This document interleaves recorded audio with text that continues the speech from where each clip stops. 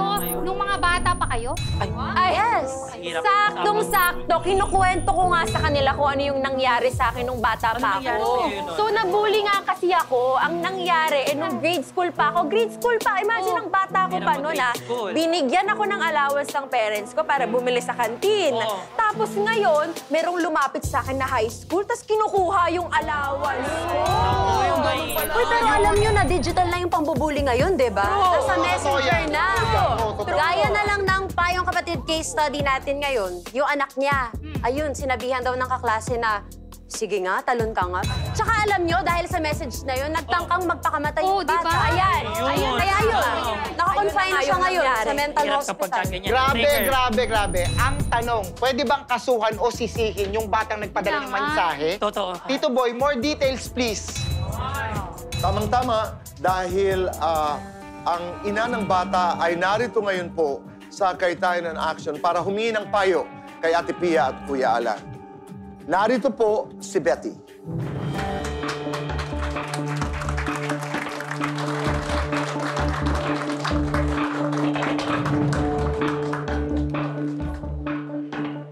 Ate Pia, Kuya Alan, Betty.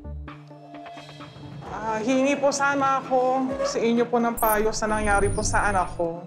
Nag-start po ito nung mga 3rd week ng November last year. Then sa group chat po kasi siya nag-start na meron silang gagawin na activity. Pero nakakaramdam na kasi yung anak ko na inaasar na siya. May tinanong po kasi yung anak ko na isa niya kaklase. Tapos biglang sumasagot yung nangaasar sa kanya. Kung gusto mo ikaw na lang mag-guard, wahahaha. May mga action kasi na sa emoji na puro tawa. Tapos yun na yung pinaka nag-trigger sa kanya, yung sinabihan siya, natalon ka nga. Kasi that time po kasi, nakabutkas po dahil may bali po yung paa niya eh. So sobrang offended po para sa kanya yung nangyari. Then yung nagsumbong sa akin yung anak ko, ang sabi ko naman sa kanya na hayaan na lang muna yan kasi kailangan, mga bagong kaklase mo siya eh. Bagong school yan, so kailangan mo yung emotion mo. Kailangan mo din siya makontrol. Kasi na-diagnose na po kasi yung anak ko ng with bipolar disorder ng year 2021. Pero naging okay po siya as normal talaga siya after po yun. With honors pa nga po siya nung 4th year high school. Matalinong bata po yun. Tapos nag-start lang po talaga nung last year ng 2023. Napapansin ko na po, after po yun, nagdiba na po yung behavior niya. Hindi na po siya nakakatulog. Tapos lagi po siyang galit, lagi na po siyang irritable. Then hanggang sa kung ano-ano na po yung naiisip niya, na nag-slash na rin po kasi siya eh. So nag-slash na siya, then yung sa words na talon, iba na yung naging effect sa kanya. Ang nangyari yun, gusto niya daw maghanap ng building, tatalon siya. Ganon. May second thought po kasi yung parents ko. Buti lang na nakita ng mama ko, yung paa niya nakapatong na doon sa terrace. Out of control na po yung kilos niya, na bigla siyang aalis. Gusto niya lang umalis ng umalis. Then yung ang nangyari naman po kasi doon sa may school niya, napag-guidance naman po yung mga nabully sa kanya. Napag-guidance. Paano nalaman ng school? Nagreklamo ka? Nagreklamo po ako. Kasi iba na po yung naging effect po sa anak ko po eh. Yung nagreklamo po ko yun, then may schedule na ipapatawag yung magulang tsaka yung bata. Ang problem po, hindi naman po pumunta yung nanay tsaka yung bata. Kaya yung anak ko, sobrang nagsabi niya, maayaw talaga nila mag-sorry. Yun lang naman po talaga yung gusto sanang na mangyari na anak ko. Yung humingi ng pasensya. After hindi pumunta sa meeting? Hindi po pumunta. Ni-reschedule ng guidance counselor. From umaga po. Hindi na po. Kasi nangyari na lang po yun, pumunta po ako dun sa barangay. So, unang-una, Betty, maraming salamat na naglakas loob ka at sinabi mo yung storya. Napakahirap sabihin ang storya, especially if it's very personal. But number one, ang bullying has happened since time immemorial. Ang dami nating batas, it keeps happening. So if we don't talk about it, it will keep happening. So let me start dun muna sa nasabi mo na, no? So ayon sa batas, lahat ng schools, elementary at high school, public and private, ay kailangan po ay may mekanismo para sa anti-bullying at may mekanismo pag may nag-complain. And yung mismong batas ay may mga minimum guidelines na dapat meron yan. So you can actually complain sa school. You don't have to go out of the school pa. Kasi Kuya Boy, yung cases like this, iba-iba yung aspeto. One is medical. Secondly is the legal. At dun kami magbibigay ng advice sa'yo. At kasama sa legal yung administrative. Meaning, sino ba dapat ang nag-minister or nag-administer? Which is the school. No? So, meaning, kahit hindi mo sinabi yung pangalan ng school, this applies to all schools around the Philippines. The law provides na kailangan meron kayong mekanismo, kailangan klaro yung rules nyo, at pag nag-complain, pagganahin yung mekanismo nyo. Ang iwanan ko sa iyo sa legal, and alam ko naghahanap ka ng solusyon. Opo. Diba? Actually, Kuya Alan, nagpatawag po ulit yung school eh. Tapos nagharap din po kami ng nanay. O, ano nangyari? Ang nangyari naman po, nagharap kami ng nanay, siya pa po kasi yung matapang. Ang gusto ko lang sanang mangyari doon, yung nasa guidance kami sana, is ano man lang yung humingi na pasensya para sa anak. But kaya ako tinatanong anong nangyari doon, kasi hindi lang obligasyon ng school pagharapin kayo. Kasi dahil nga may mekanismo sila ang magsasabi dapat. So after nyo pinagharap, anong ginawa ng school? Yung time po kasi na pinalabas ako ng guidance, tapos yun ang kinausap, yung nanay. Then pagpasok ko po doon, biglang humingi ng sorry. Pero ramdam mo naman talaga na na talagang wala siyang kasing sincere. Kaya... Yeah, but yun nga ang point dito, no? Opo. Yung irrelevant kung feeling mo, for me, Opo. irrelevant kung feeling mo, sorry o hindi. But in this case nga, it's the mechanism ng anti-bullying. So if it happened once, and it was explained to them, and they will say sorry, nagawa ng school yung obligasyon nila, di ba? Ngayon, kung tingin nilang kailangan nila disiplinahin yung bata dahil inulit or kinausap na, hindi pa rin siya sorry, di ba? Hindi obligasyon kasi ng school to make you feel na sincere yun eh. I think pag anak, and then may nangyayari, you really want to be mad at someone. At something, at someone, di ba? Kasi nga, masyadong yung puso mo nandun sa bata. But yun nga, wag mo munang isipin yung ugali ng parent, yung ugali ng anak, etc. Di ba? Isipin mo muna anak mo.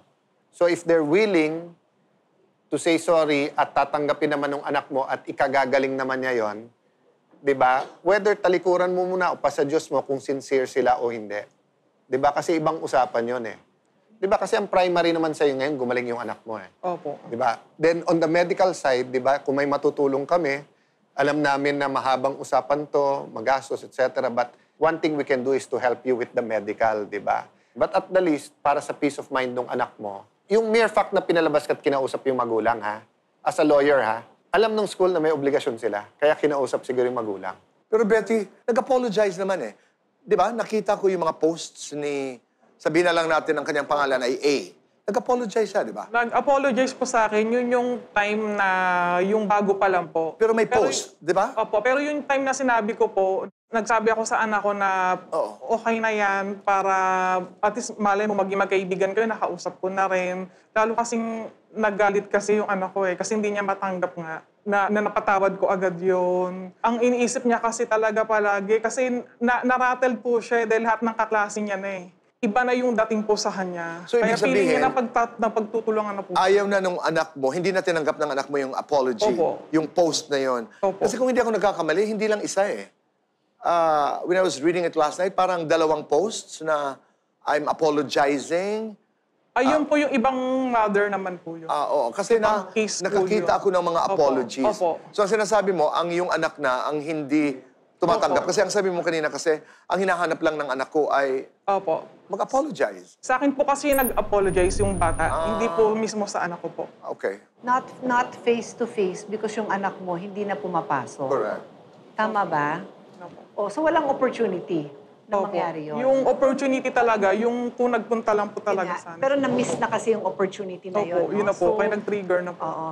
So, in the situation ngayon na hinaharap mo, siguro pwede kang ayoko naman gamitin yung salitang move on kasi parang Opo. parang ang dating Dinidiminish yung oo, suffering. hindi move on. Pero ang gusto ko sabihin is sa ngayon, pansamantala dahil hindi naman magkakaharapan yung mga bata dahil ang anak mo ay nagpapagaling pa, no? Pwede siguro yung energy mo, katulad ng sinabi ni Alan, ibuhos mo dun sa kung anong maitutulong mo sa anak mo at kung ano din maitutulong namin.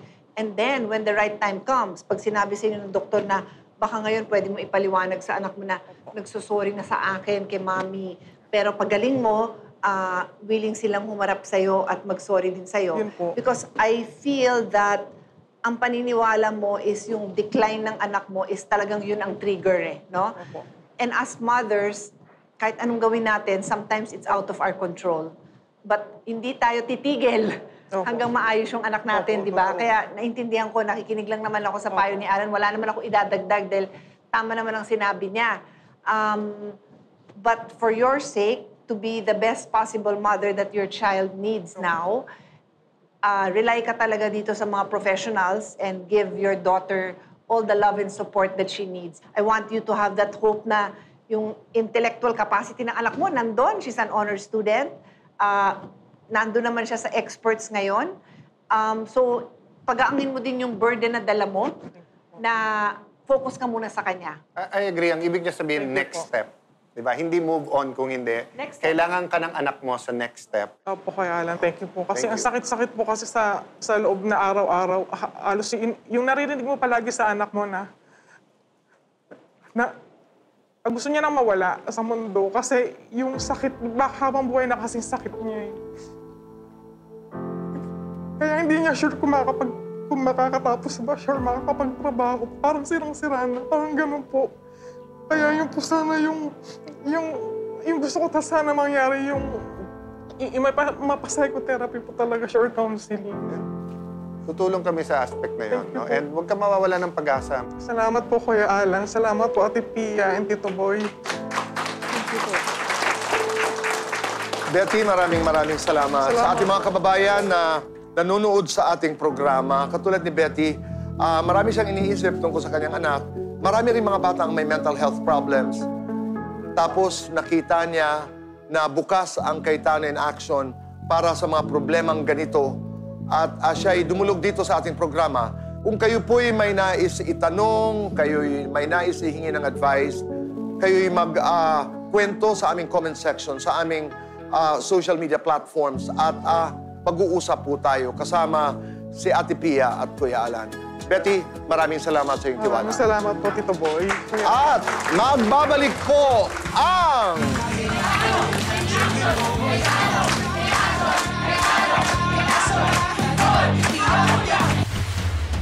Yung mga advices ni na Ate Pia, advices po ni Kuya Alan, ni Tito Boy. Sabi nga po nila na iubos na lang yung energy ko dun sa anak ko kaysa sa iniisip ko kung ano pa bang dapat gawin sa nambuli sa anak ko. After po yun, nakakapagbukas na ako ng tindahan kasi talagang gumanda yung pakiramdam ko. Mahigit isang buwan nang nakakonfine sa National Center for Mental Health ang anak ni Betty. Kaya't nang dumating ang good news na pwede nang iuwi ang bata, sinamahan ng Cayetano team si Betty sa pagsundo sa anak. Sa paglabas ng anak ni Betty sa ospital, sasagutin ng Cayetano in Action ang private therapy na kakailanganin ng bata para sa tuluyan niyang paggaling. Maraming salamat po talaga, Kuya Alan, kay Ate Pia po, kay Tito Boy. Sunod-sunod pa po yung pagbibigay niyo po sa akin ng tulong sa financial, then sa gamot. Yung sa therapy ng anak ko, talagang sobrang pinagdadasal ko yun. Kayo po talaga naging instrumento. Paano yung pagmamahal niyo, pagmamalasakit niyo sa mga tao. Kaya sana sobrang i-guide po kayo ni Lord. Sobrang i-guide po yung programa niyo na mas marami po kayong matulungan. Cayetano in Action with Boy Abunda would like to thank Ensaymada from La Luna Cafe. Come home to a delicious tradition. We're located at 103 ML Quezon Avenue, Hagonoy, Taguig. 7. Visit at B6, Bonifacio High Street, BGC, Taguig.